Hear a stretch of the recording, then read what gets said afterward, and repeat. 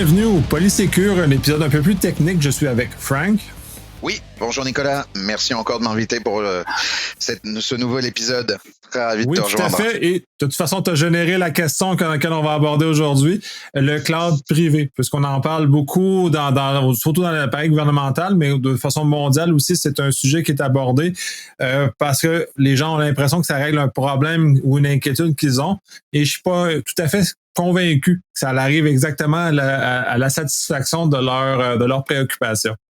Oui, alors c'est très drôle ce que tu me précises. Effectivement, j'apprends que à la suite du dernier épisode, il est certain que j'ai amené ce sujet-là parce que, comme tu le sais, de mon franc-parler, il me fait doucement rire, en fait. C'est exactement le point essentiel. Je vais peut-être pas encore me faire des copains sur cet épisode-là au cas où, ou peut-être beaucoup de copains si effectivement ils sont faits, mais le cloud privé, pour moi, c'est comme si tu étais dans ton fameux CTI ou dans ton data center d'origine, ce qu'on appelait en fait ton effectivement data center on-premise, sauf qu'on a appelé ça comme étant cloud privé parce que désormais, on pense essentiellement que comme le mot cloud a aujourd'hui ou le mot info nuagique que j'aime un peu moins pour le coup, mais on va dire le mot cloud aujourd'hui tel qu'on l'entend, c'est que cloud public, ça sous-entend un certain nombre de règles. Et les règles, on en avait déjà parlé dans l'autre épisode, c'est la scalabilisation, le fait d'avoir des multi-régions, d'être géolocalisé ou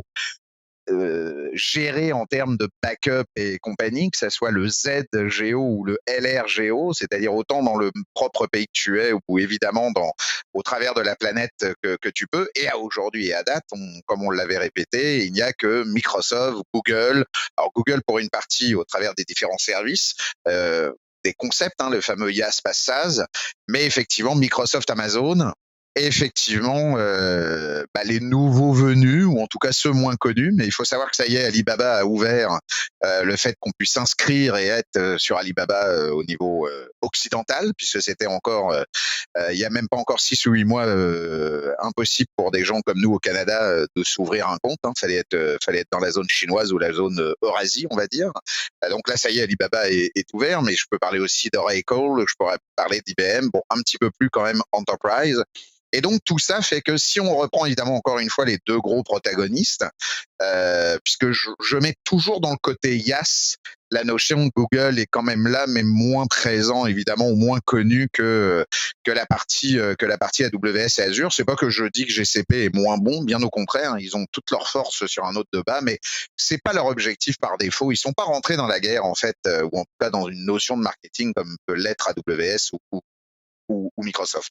Le fait est, c'est que quand on reparle après de cloud privé, le fait est, c'est que le cloud privé en toute logique, c'est que ça pourrait être évidemment le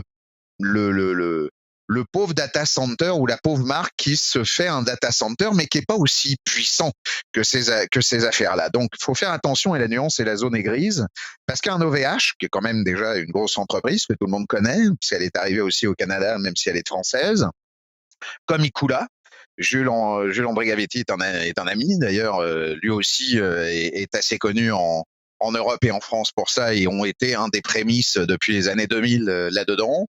Si je prends un et un, si je prends des fois des registrars qui ont un petit peu d'ailleurs, permets-moi l'expression, le fesse entre deux chaises, entre je fais de l'hébergement, j'ai des data centers, mais je dépose aussi des noms de domaine. Donc les gens s'y retrouvent plus parce qu'on ne sait plus trop qui héberge ou pas héberge.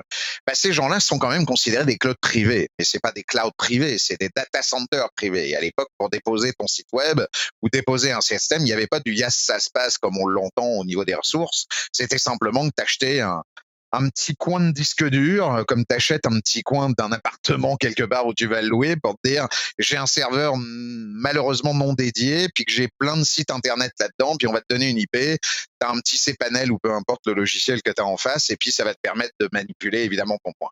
Là où on va plus loin, c'est que ces gens-là ne peuvent pas te proposer, comme peut le faire évidemment Amazon ou Azure, le fait de te monter des VM, le fait de te monter des web services, le fait d'avoir évidemment tout ce qu'on connaît de l'infrastructure que ça fait. Et c'est là où arrive évidemment le cloud privé tel qu'on l'entend, c'est que les gars étant adorateurs de la partie évidemment de ce qui était dans le cloud public et du vrai ce qu'on appelle cloud public, donc Microsoft, Amazon, encore une fois je me stagne à ce que ces deux-là, bah, automatiquement, ce serait cool d'avoir la même chose, évidemment, on-premise. Et c'est là d'où vient évidemment le terme, entre guillemets, de cloud privé, ou le vrai cloud privé, qui est de dire Azure comme AWS vient de proposer ou de permettre d'avoir que ce qu'ils font évidemment dans le public viendra directement à ton chez toi, branché évidemment dans ton data center. Mais c'est pas si simple que ça. Non, vraiment pas aussi simple que ça, parce que, tu as abordé l'élément d'élasticité qui, techniquement, dans les CTI, existe depuis déjà longtemps. C'est juste que là, on n'avait pas de recette préfaite. Je pense que c'est ça un peu là, que les gens, quand ils abordent dans le fait, c'est Outpost et Azure Stack, que tu achètes une chose préfaite et tu mets chez vous une solution qui va supposément gérer plus de choses automatiquement pour toi que si tu avais décidé de vraiment le monter toi-même, là. Alors, effectivement, comme tu le précises, AWS, comme Microsoft, comme d'ailleurs Google, ont fait ils n'ont pas réinventé la poudre, et comme on l'a dit au dernier épisode, et comme ça faisait référence à la belle présentation, à la belle, non, je veux pas me faire genre de trucs, mais à la présentation Secure, c'était plutôt Secure que je voulais dire au-delà de ma présentation, mais à la incroyable présentation Splinternet de préciser qu'évidemment à qui appartient Internet, bah, automatiquement, comme on l'a vu, il n'y a rien de magique. Et encore une fois, le rien de magique fait que bah, ces gens-là ont dû fabriquer ou se dire, bah, nous, ce qu'on monte en data center pour nous-mêmes, est-ce qu'on est capable de le réduire ou comment on peut le réduire pour arriver à que ça soit plus ou moins acceptable et plus ou moins évidemment opérable et installable évidemment dans les CTI ou les data centers on-premise des clients. Donc effectivement, tu mentionnes, AWS a son outpost, comme un avant-poste, qui est son long. Azure, c'est Azure Stack, parce que c'est des stacks, ils n'ont pas réinventé la poudre, c'est des 2-4 rues qui sont montées, j'expliquerai après coup. Puis Google, c'est Google Anthos. Google Anthos aussi a évidemment son point. Grosso modo, à aujourd'hui, ce qui est complètement aberrant dans ce que j'entends et de la confusion au niveau du cloud privé, c'est de dire, et moi je pars du requis là, du précepte qu'on est d'accord dans cet épisode, je omets et je défais le côté de dire, quand je vais parler de cloud privé, c'est un cloud public que j'amène dans mon data center. Je ne parle plus de cloud privé en disant que je vais m'installer chez OVH ou je vais m'installer chez Ikula ou je vais m'installer chez 1&1 ou chez Digital Ocean ou peu importe. Parce qu'effectivement, ces choses-là sont dédiées sur des choses assez restreintes ou assez précises et non pas les mêmes services que les services qu'on connaît du cloud public. Au-delà même du cloud public, l'élasticité, la scalabilité de pouvoir monter en plus en puissance au temps à temps que tu vas utiliser les services. Ce qu'il faut comprendre aussi, c'est qu'à chaque fois qu'une zone d'opération est installée, quand Microsoft, par exemple, s'est installé à Québec, il faut savoir que du côté Azure, c'est quand ils appellent un data center, c'est 3 gros data centers, en fait, qui en fait qu'un. Parce qu'ils ont toujours la fameuse triplette de localisation déjà interne, qui fait qu'en fait, c'est comme si c'était du mirroring à 3. Et évidemment, c'est du data center. Et parce qu'ils arrivent en plus, AWS est à peu près dans les mêmes notions, mais on arrive à une virtualisation qui approche les 94%. Je sais pas si tu t'imagines. Donc évidemment, moi, la dernière information que j'avais fin 2019, demi 2020, c'est que quand même un data center qui, je crois, a 4 gros systèmes de baies avec toutes les machines dedans, et bon, bref, on n'a pas non plus tous les détails. J'ai des photos, j'ai des présentations, on pourrait, un de ces 4, évidemment, mais là, c'est un podcast, il n'y a pas de visuel, donc c'est pas non plus, évidemment, facile, mais il est clair que ce que les gars disaient au niveau de Microsoft, c'est ils interviennent physiquement en termes de réparation que quand c'est 50 machines qui tombent en panne. Donc, il faut arriver à 50 bécanes qui tombent en panne pour qu'ils puissent enfin envoyer quelqu'un pour se dire, bon, on va peut-être faire quelque chose et on va peut-être corriger, parce qu'il est suffisamment intelligent et virtualisé pour aller tourner autour de ses affaires. C'est certain que arriver à ce niveau-là d'abstraction, arriver à ce niveau-là d'automatisation, c'est on en avait parlé un tout petit peu après la première épisode, c'est tellement fabuleux de savoir comment c'est fabriqué que c'est évidemment incroyable. Donc, c'est sûr que tout ça amène, et Microsoft comme AWS se sont retrouvés de bord en disant, mais en plus, on a le problème de la souveraineté des datas. C'est exactement et surtout mon explication de ma présentation au Sécure.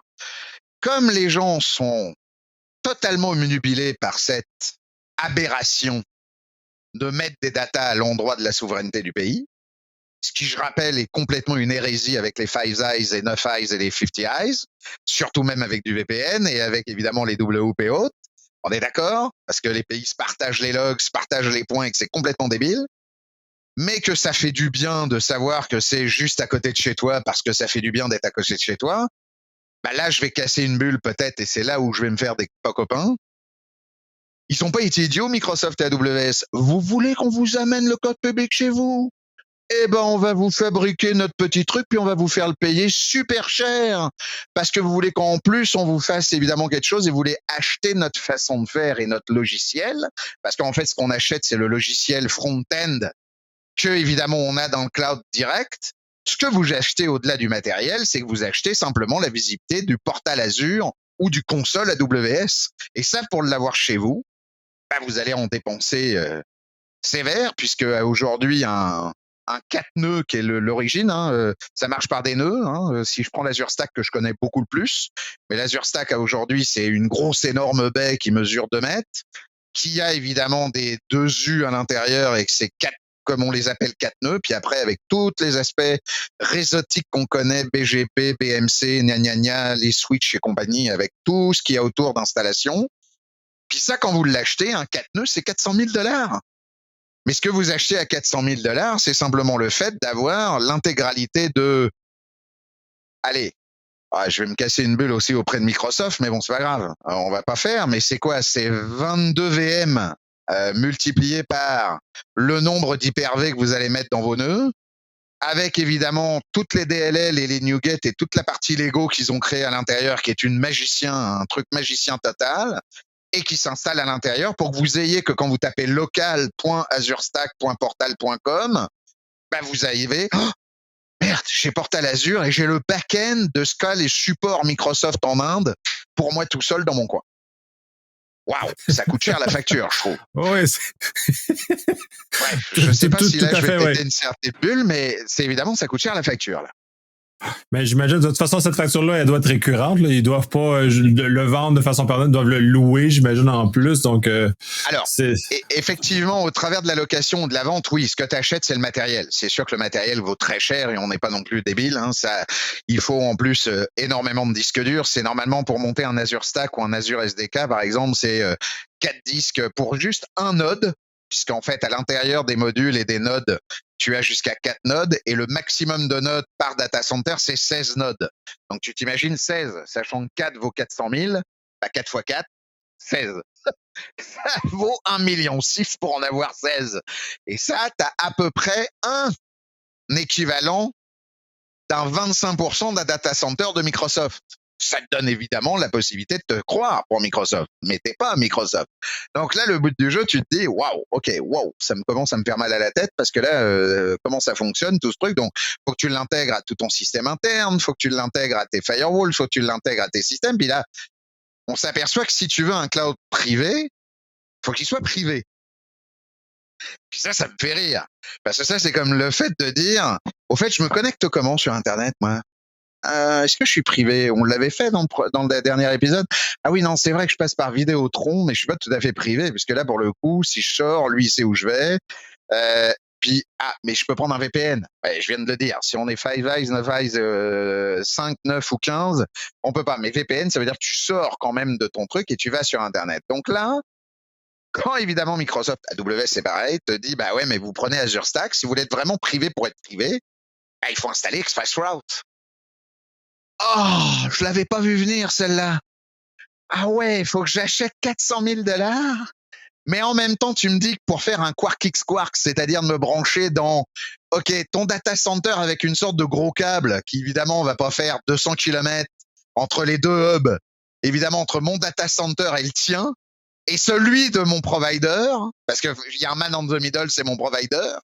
T'es en train de me dire qu'il faut que je me mette un ExpressRoute en plus qui me coûte une beurrée, qui évidemment, là, lui, par contre, tu sors plus sur Internet, t'es vraiment réseau local. Donc là, on commence simplement, quand tu dis bonjour, monsieur le monsieur, Je voudrais un Azure Stack. Alors, peut-être 4, 5, 8, 4, 8, ça passe par 4. Hein. 4, 8, 12, 16, évidemment, Node. Donc, admettons, on va prendre 4. Je vais prendre ExpressRoute. Faut que je m'instruise à mettre mon ExpressRoute en marche et en place, qui est loin d'être simple, mais bon, qui se fait quand même assez bien maintenant. Faut que je comprenne comment le ExpressRoute fonctionne. En plus, si je suis multi-région moi-même, avec d'autres data centers dans les pays, si je suis dans un même pays, ça va quand même pas si mal. Mais si je commence à être dans 3 ou 4 pays, aïe aïe aïe. Parce que là, ça sous-entend qu'il y a des ExpressRoutes qui vont aussi spirer et faire du peering entre ExpressRoutes. Mais là, tu te dis, putain, ça va me coûter une blinde en réseau parce que ExpressRoute, c'est loin d'être gratuit. Et là, tu te dis, OK, puis là, je suis privé ou pas, monsieur? Oui, mais... Ah bon, il y a encore un mais. Vous savez qu'à chaque fois qu'on dit un mais, tout ce qui est avant, c'est un peu de la marde, non? Vous vous rappelez de ça? Ah, OK. Et c'est quoi le mais? Bah, le mais, c'est que pas de bol. T'es obligé qu'on soit branché sur un tenant de ton tenant Azure. Parce que si ton tenant Azure dans le cloud n'est pas branché, comment veux-tu que ton Azure Stack fonctionne? À moins que tu te mettes un ADFS, tu gères toi-même ta fédération et tu gères toi-même ton AD Connect à l'envers, on va dire, et qu'il soit que du cloud, ça se met. Mais même là, il refuse. Le mode déconnecté en tant que tel, comme il le précise, n'est pas un vrai mode déconnecté parce que, et pour une seule et unique raison. Je te laisse, Nico. Ouais, ben c'est ça, c'est Azure AD, qui est la dorsale. C'est la dorsale, mais pire, c'est même pas ça. C'est qu'ils sont obligés de brancher ton Azure Stack sur une subscription de cet Azure AD. Pourquoi? Parce qu'ils sont obligés de te facturer ce que tu consommes. Ah ouais, mais là, vous me l'aviez pas dit. Je le fais plus, là. Ouais, mais là, vous me l'avez pas dit, c'est plus privé, là. Je suis plus déconnecté, je suis quand même connecté. Oh oui, mais que Azure AD. Puis après, que sur la consommation. Bah oui, mais si j'ai une consommation. Oui, mais t'as un ExpressRoute, tu sors pas, t'inquiète, t'es dans notre data center. Ouais, mais votre data center dans votre ExpressRoute, votre Azure AD, elle est où? Elle est aux États-Unis. Ouais, mais ça va changer un petit peu pour les prochaines années. T'inquiète, on est en train de travailler sur l'affaire. Donc là, évidemment, là, tu commences à comprendre que, bah alors, c'est quoi mon gain? Ah bah mon gain, t'achètes Portal Azure, mon pote. Eh, ça vaut le pognon et ça vaut tout ce que je viens de te dire. Ouais, mais attends, le Portal Azure, j'achète quoi? Bah, en fait, l'avantage, c'est qu'après, quand t'installes évidemment ton Azure Stack, et que t'arrives à l'installer et qu'il va te coûter évidemment 400 000 pour 4 nœuds, je rappelle, puis que t'arrives à le mettre en place, faut que t'arrives à trouver les gens pour te le mettre en place. Ensuite, faut que tu arrives à pas avoir les problèmes de politique interne pour évidemment que tu joues sur les tours de bébel des autres. Donc, le TI, les devs, la partie réseau, firewall, sortie interne, le ExpressRoute et tout ce qu'on vient de dire si tu veux vraiment quand même un truc assez propre. Puis là, à partir de là, pour peu que tu as fait évidemment l'erreur, comme tout le monde le fait, ouais, mais moi, je veux simplement que tu arrives dans mon Azure Stack avec un VPN. Hein? Allô? Ben non. Déjà, quand tu me demandes de mettre un VPN pour aller dans Azure Portal public, où je dois rentrer dans un réseau parce que j'ai un poste entreprise qui fait que je rentre dans un réal, mais je ressors pour re-rentrer, sachant que je ressors pour re-rentrer parce que tu veux que je sois dans un VPN pour aller charger azureportal.com, c'est déjà tellement stupide, ça. Parce que c'est les bretelles, ceintures, Kevlar et compagnie qui servent à rien. Là, tu es en train de me dire qu'en même temps, avec l'Azure Stack qui est déjà à l'interne, avec ton réseau interne dans ton VPN de toute façon, parce que tu m'as déjà demandé d'être dans ta machine, puisque ma machine d'entreprise a déjà ton VPN qui va se relier dans ton réseau à toi, et dès que je suis dans ton réseau local, ton ExpressRoute, c'est ton réseau local, et ton ExpressRoute ne ressort pas sur Internet et va dans le data center Microsoft. Donc, tu n'as pas besoin, mais là, tu me redemandes, oui, mais là, on va se garder on-premise. Ouais, mais quand je veux aller sur le portal Azure, ah oui, c'est vrai, il faut que je fasse éventuellement, faut qu'on fasse une sortie quelque part. Donc là, le truc commence à se dire, oui, mais là, je sais plus où je suis. Là. Je suis sorti, je suis rentré, je suis chez toi, je suis plus chez toi. Comprenez que ça devient totalement débile parce que à un moment donné, il faut que ça soit facturable. Parce qu'évidemment, Microsoft n'est pas idiot. La notion de pouvoir avoir le marketplace et d'utiliser la licence. Parce qu'ensuite, c'est quoi? Prenons les mots. Ça va encore fâcher, mais c'est de la licence. Vous achetez pas un Windows, vous achetez le portal Azure. La licence du logiciel qui tourne derrière le gros paquet de machines que vous achetez. Et pour ça, pour acheter la licence, ils vous disent pas qu'ils vous vendent la licence parce que ça fait des milliers de codes et que ça fait 10 ans de recherche et que c'est normal et que ça coûte cher et que c'est tout. Ils disent non, consommez, mais ce que vous consommez, on va vous le facturer en location. Pour ça, vous devez vous connecter à votre Azure public. Et comme vous devez vous connecter à votre Azure public, oui, avec votre ExpressRoute, vous avez quand même une connexion et une dorsale qui est évidemment là. Donc, c'est là où le cloud privé aujourd'hui a, pour moi, comme on dit dans le côté box, là, dans la box et dans le jeu, on est arrivé dans les cordes. Là, ça y est, on est dans le coin, là. Et là, on peut plus aller plus loin. Faut arrêter à un moment donné, il faut faire un choix. Je pense que ce choix a une volonté que certains veulent juste checker comme un antivirus pour avoir son cloud privé à l'intérieur. C'est sûrement peut-être rassurant pour d'autres, mais c'est tellement compliqué et complexe à installer ou à gérer ou à manœuvrer. Parce que là, on commence à devenir un peu plus compliqué, à savoir que, et c'est là où après il faut être clair avec Azure Stack, Outpost et compagnie, c'est que qu'est-ce qu'on veut faire à l'intérieur de son stack privé? C'est quoi le but ultime? Alors, il y a des gens qui me disent, bah moi, je veux storer mes affaires. OK?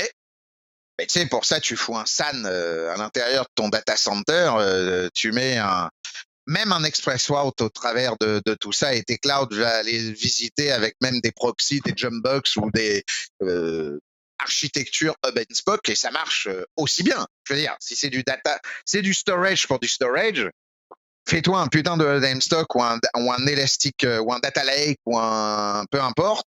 Mais toi, Data Lake, on peut monter jusqu'à du 50 Tera, t'as pas besoin d'un stack pour autant. Et ton Data Lake, tu peux le mettre dans le data center canadien. Tu sais, ça change pas vraiment grand chose au travers d'un point. Alors après, des fois, on me dit après, non, c'est toutes les VM, c'est toute la partie machinerie qu'on veut pas qu'il aille dans le code public. La coup de bol, le stack permet effectivement d'être beaucoup plus compatible avec le Mondias, et le Mondias est intégré presque built-inement là-dedans. Mais quand on commence à me dire, ah oui, mais je voudrais aussi faire du web service ou du PaaS, ah, je voudrais faire du SQL, faut que nos databases y soient là-dedans. Ah oui, tu peux, mais c'est à toi de le maintenir. Ça veut dire que Microsoft te donne la recette pour faire que là, tu vas jouer Microsoft.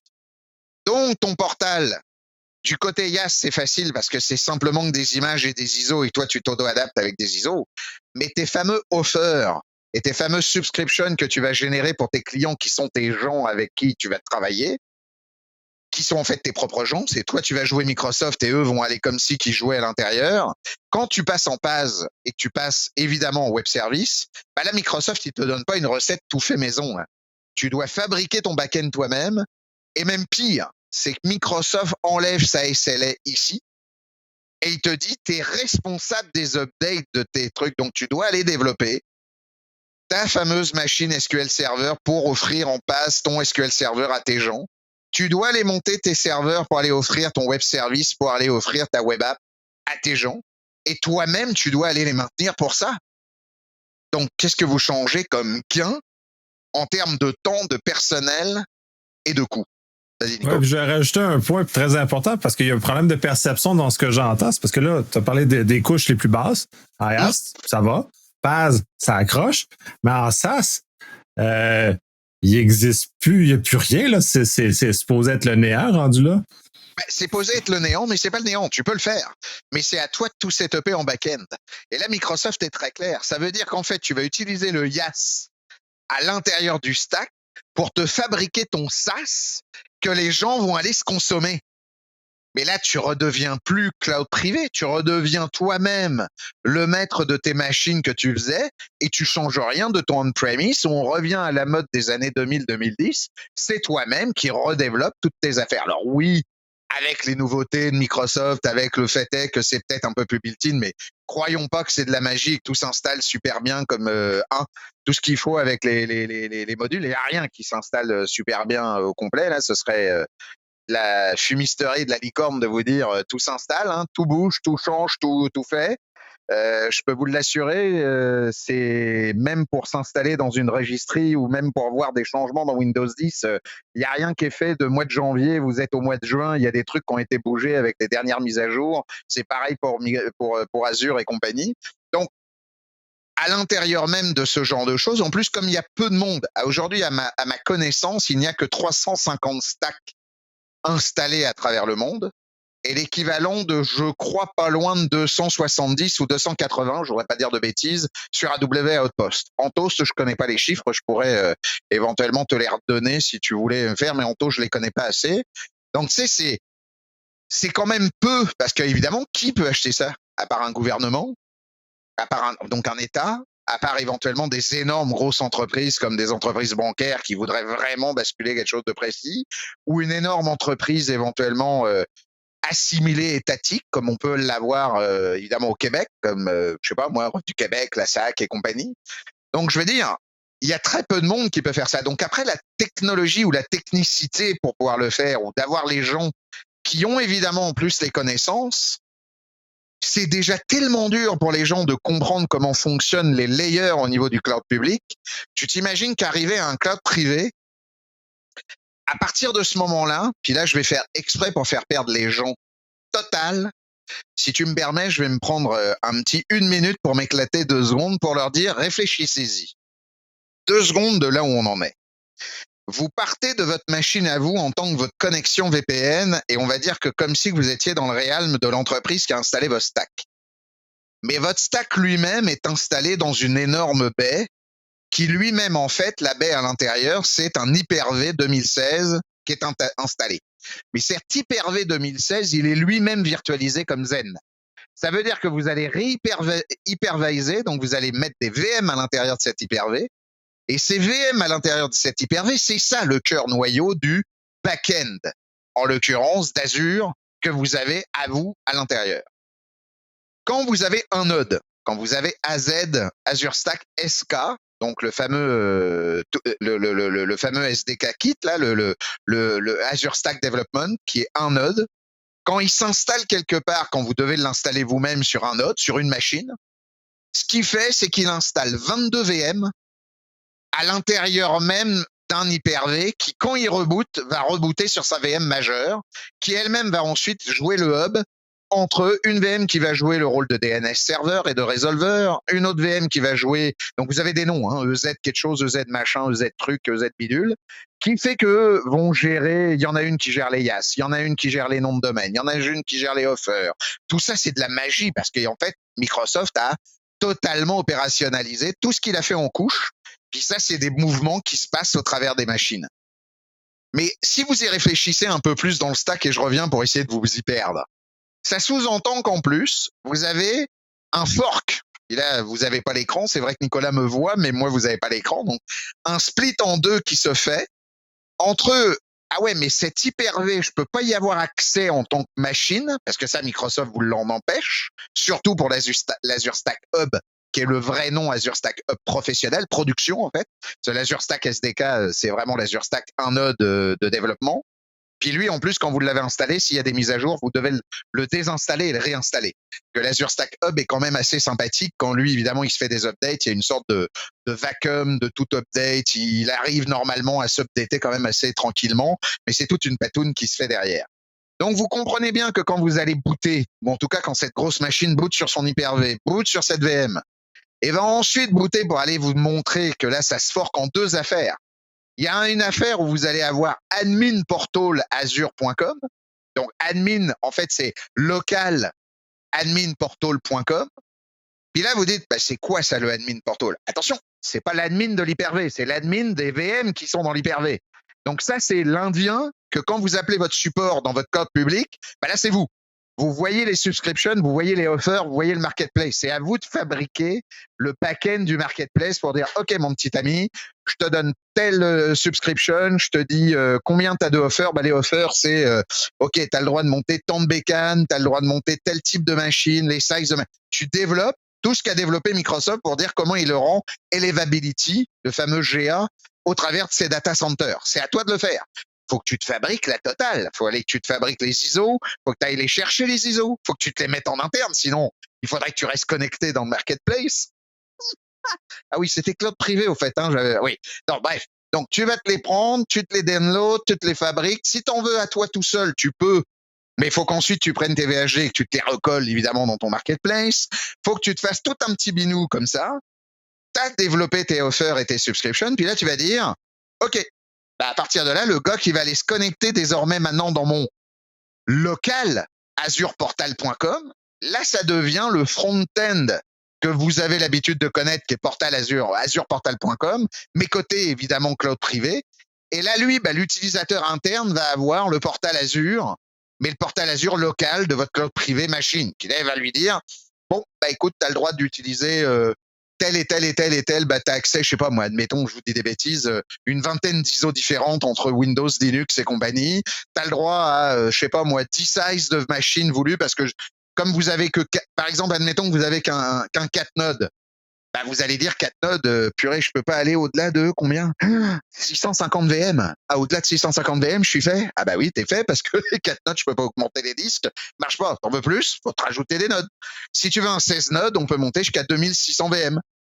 Ah ouais, ok. Donc, mais si je prends éventuellement un pass, t'en auras moins encore, parce que tu vas évidemment prendre sur le side disk de ce qui est installé, parce qu'il n'y a pas de magie, il faut bien qu'on les installe et qu'on les fasse. Donc, vous comprenez en plus que tout le réseau qui tourne autour de tout ça, à l'intérieur de ça et de ces VM-là, et puis là, je vais pas aller au-delà de ça, parce qu'après, ça va devenir vraiment trop compliqué, mais vous imaginez que votre public IP, que vous-même vous générez à l'interne de votre code privé, est un private IP que vous avez à l'intérieur même de votre réseau. Ça commence à être cool et drôle, parce que tu te dis, ah oui, au fait, c'est quoi mon public IP? C'est le 192 machin, parce que c'est ton private IP à l'intérieur. Donc, c'est toute une autre organisation qui est faite pour, et là je veux quand même, pour tout ce que je viens de dire, puis je vais repasser la parole à Nicolas, c'est de dire, quel est vraiment mon but et mon goal de faire tout ça? Parce que ça fait quand même, dans tout ce que je viens de vous expliquer, beaucoup de temps, beaucoup d'argent, beaucoup de connaissances.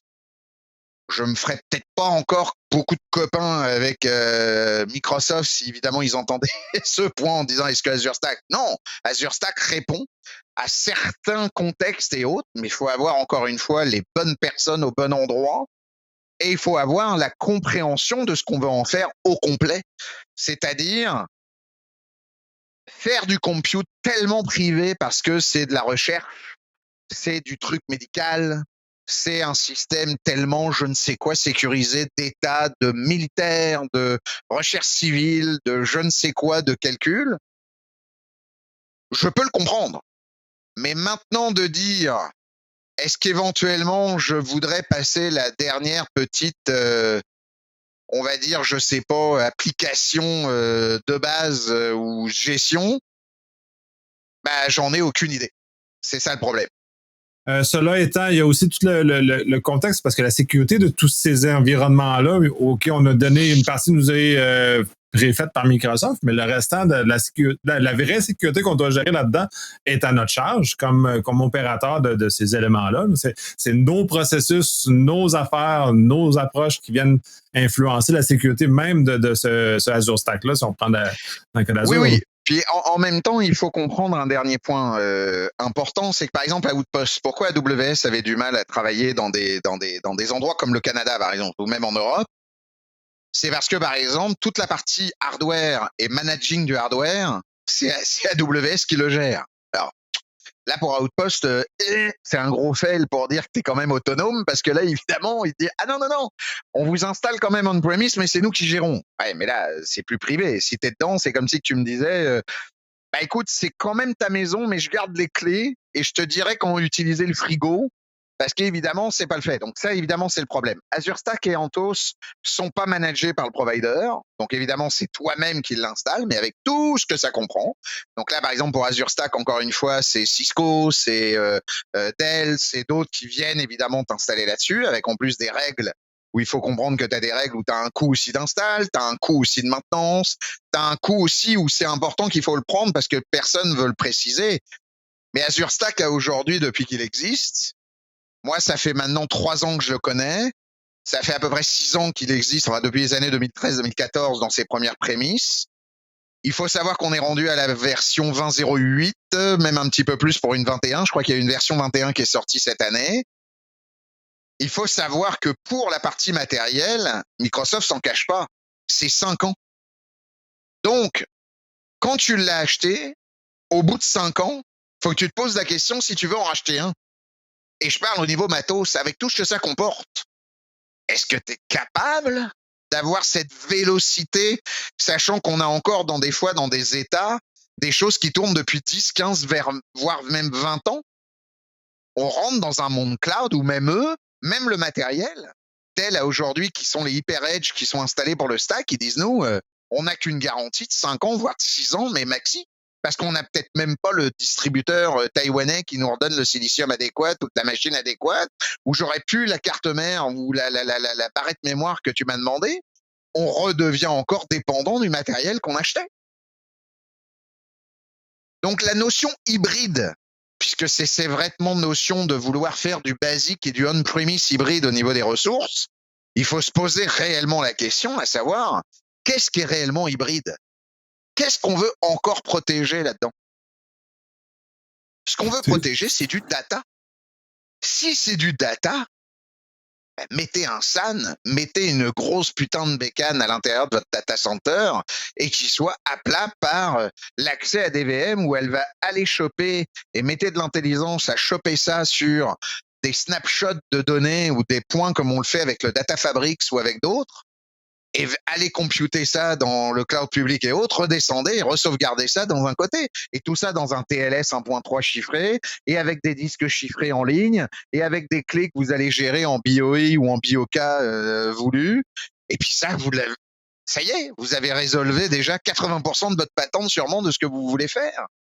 Je suis pas persuadé, honnêtement, avec du multitenant en plus qui est compliqué à faire quand on a de la fédération en plus avec Microsoft. Sur tout si on amène cette histoire de fédération, c'est encore une vraie catastrophe si on rajoute ça, parce que ça marche pas aussi facilement et aussi compréhensiblement là-dessus.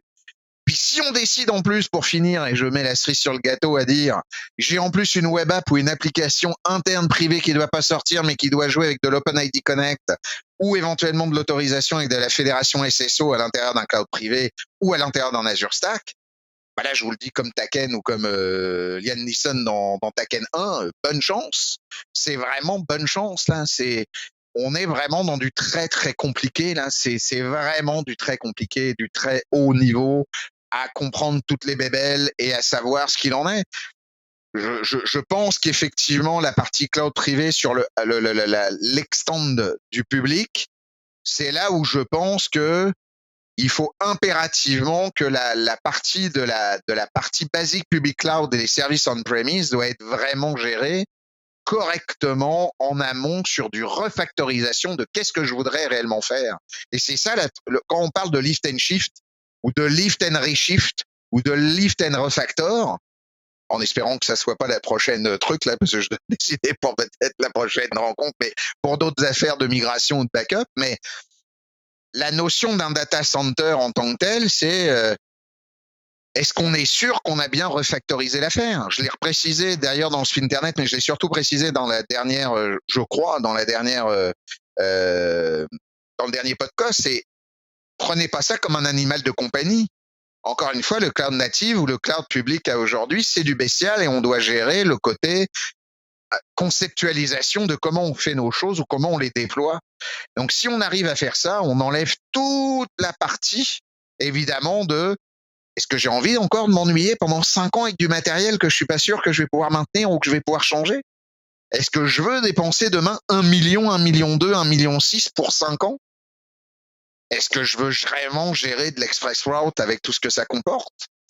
C'est toutes ces questions-là qu'il faut se baser en amont avec vraiment le pourquoi je veux l'amener dans mon data center, juste pour dire je peux taper admin local portalazure.com ou admin local portal.com. Pourtant, c'est une vraie belle bébête. Hein. Je peux vous dire que moi, aujourd'hui, j'ai appris tellement avec la SDK parce que ça vous montre vraiment, en plus pour un développeur, comment c'est fait à l'interne.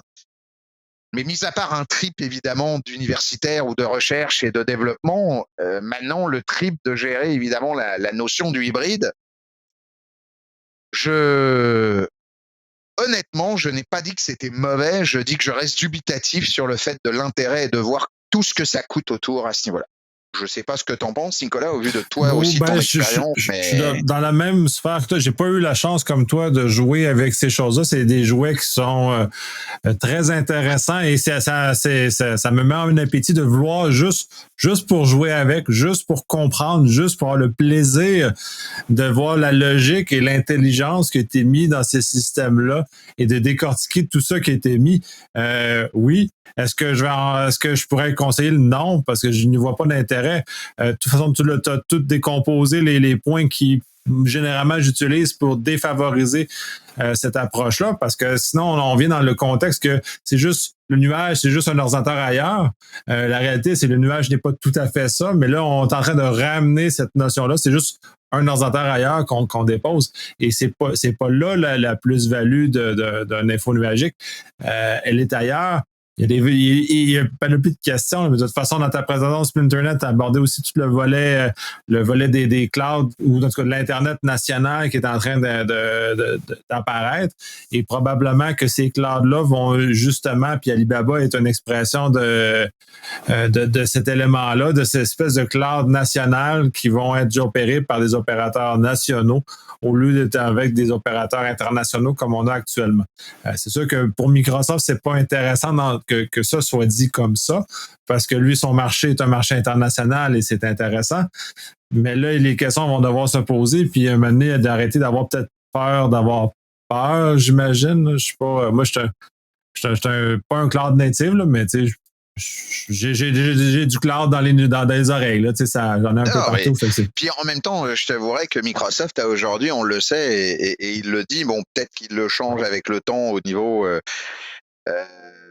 matériel, mais aujourd'hui, l'Azure Stack en tant que tel, c'est pas lui qui vend le matos, hein, c'est Cisco, Dell, enfin, il y a quoi? Il y a 5-6 revendeurs officiels, industrialisés et gérés, et c'est pas du tout Microsoft qui vend et qui installe évidemment la partie machinerie. Donc, c'est simplement, encore une fois, la partie effectivement du savoir-faire du cloud builder, donc le fameux cloud builder VDX, qui est la grosse bébelle de tout ce qu'il y a à l'intérieur d'Azure, autant back-end que front-end, hein, puisqu'il faut le comprendre.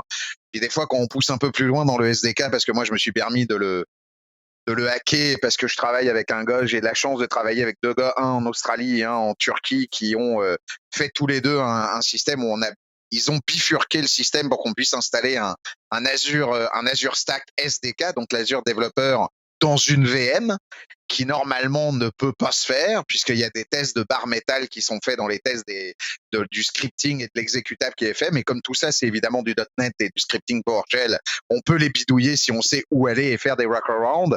Et il y a des workarounds pour pouvoir le faire, pour dire, fais pas le test ou fais toujours vrai pour le test. Et donc, ils vont s'installer évidemment dans une E20 V3, qui fait que là, d'un seul coup, tu vas voir ton Azure Stack en vrai dans une grosse VM Azure. Bon, oui, effectivement, dans le cloud public, ce qui est assez drôle d'avoir un Azure Stack privé dans un cloud public. Mais je veux dire que par défaut, évidemment, ça peut te coûter évidemment une blinde parce que les machines sont énormes, mais si tu la fais rouler 24/7, là, mais je veux dire que ça t'apprend comment ils ont été faits. Et quand je m'aperçois que c'est des packages NuGet, c'est du .NET, c'est des scripts à pu en finir, c'est des VM qui se parlent entre elles, c'est l'intégralité de toutes les VM et tous les outils des agents qui ensuite se retravaillent, pour moi, ça, c'est ça la magie. Évidemment, là, je vais pas dire que c'est pas non plus extraordinaire de voir ça, c'est complètement débile parce que c'est évidemment ce qu'ils font en vrai dans le cloud public. Et je me dis que ça, ils le font à 54 régions, 64 régions maintenant, et avec tout ce que ça comporte de trucs avec. Donc, je me dis, waouh, les gars, vous êtes dans un autre monde. On est comme Elon Musk avec son Mars, hein, on est dans un autre monde. Comme AWS là-dessus. Mais c'est sûr qu'ensuite, pour le côté du commun des mortels et les communs des mortels des étatiques qu'on a aujourd'hui au Canada ou au Québec et compagnie, se poser la question là-dessus, c'est, je pense, un excès de je veux ma Porsche dans mon parking. Voilà. Là, je veux pas me faire des copains, là, ça c'est certain, mais je veux ma Porsche dans mon parking. Donc oui. Il y en a plein qui aiment ça avoir des Porsche, fait que c'est sûr que ça va continuer quand même. Mais, comme je le dis souvent, une voiture, c'est fait pour les autres. Parce que toi, quand tu la conduis qu'un quart d'heure le matin et un quart d'heure l'après-midi, c'est juste pour faire plaisir aux yeux des gens qui passent dans la rue. Donc, c'est sûr que si tu bosses 10 heures par jour, t'es pas dans ta bagnole pour autant. Donc, Le but du jeu d'acheter une voiture qui doit être pour toi un outil de travail et de pair, même si t'aimes une Tesla avec une voiture qui roule en automatique, comme j'ai pu le constater à Toronto, parce que je suis monté dans un taxi où il avait la Tesla avec la conducteur automatique, et j'ai capoté. Elle nous a emmenés de là où on était de chez Microsoft jusqu'à l'aéroport. J'en veux une. Mais à quoi ça me sert si je l'utilise une fois dans l'année? Parce qu'avec la pandémie, j'ai pris la voiture. Ma femme l'a pris 10 fois plus pour sa job que pour moi, peut-être aller une fois par mois. À quoi ça sert? Elle sert que pour les autres. Donc c'est la même chose à se poser la question. Est-ce que là, pour l'Azure Stack, et je parle pour l'Azure Stack, la Outpost et Anthos, parce que je veux pas mettre Microsoft dans le truc, pour le cloud privé, est-ce qu'éventuellement on se pose les bonnes questions au bon endroit, au lieu éventuellement de résoudre un problème par un autre problème et qui va nous régénérer d'autres problèmes? Il va nous générer d'autres problèmes qu'on n'aura pas les gens, on n'aura peut-être pas les compétences, il faudra le maintenir, il faudra savoir que dans 5 ans c'est obsolète, ou il faudra le changer, il faudra l'updater, il faudra le gérer, et on se remet de l'USLA là où normalement on fait que tout depuis 5 ans, c'est dans le cloud public qu'on doit le faire, et que c'est les cloud providers qui doivent le gérer pour nous. Et que la seule chose, c'est crypter vos données, crypter vos disques, prenez vos propres clés, gérez vos propres HSM, et faites vos propres jumpbox à ce niveau-là. Vous corrigez presque 80% de vos demandes. Et quand il y a vraiment un truc qui doit être privé, achetez-vous un putain de baie chez Dell, mettez-vous le logiciel avec un SAN à l'intérieur, même en SCSI, et puis faites vos calculs à distance. Les liens peuvent être possibles. Vous pourriez même monter dans une VM énorme via VPN directement sur ce SAN. Et vous réglez aussi votre problème en même temps. Donc, il y a plein de possibilités pour pouvoir le contrer, tout ça. Tout à fait. Puis on va conclure là-dessus. Oui, super intéressant. Merci, encore une fois. On a abordé. J'ai l'impression que ça va soulever encore des questions chez nos auditeurs. Peut-être ça va conditionner le prochain épisode aussi. On verra. De toute façon, c'est toujours très intéressant. Fait que sur ça, je te souhaite un bon week-end parce qu'on enregistre le vendredi. Oui. Et à la prochaine. À la prochaine. Merci encore de ton invitation, Nicolas. Vraiment au plaisir. Bye bye. Merci.